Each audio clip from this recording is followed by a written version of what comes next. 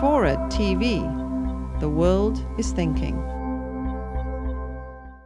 I mean, the system that we have now is based on never-ending, always continuing economic, always growing use of resources, as well as always growing markets and always growing supplies of cheap labor.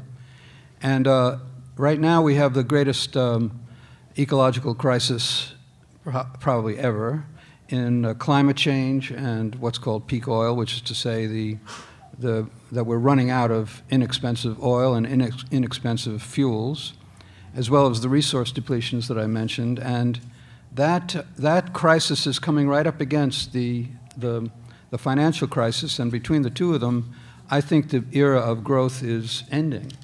And it's going to be very, very important for people to recognize that some other way of organizing economic activity is going to be required, and soon.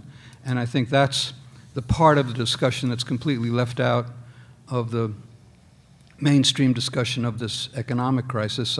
I don't think that we're going to see much of a recovery in our lifetime. There's just not enough resources to fuel it.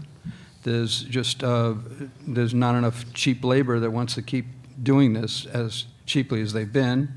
Markets are sometimes saturated, but the main problem is the resource crisis, and I do believe that the economic model that we're currently living in is it's not going to be viable for much longer, and the whole idea of continued non-ending economic growth is preposterous on a finite planet. It's just an anomaly.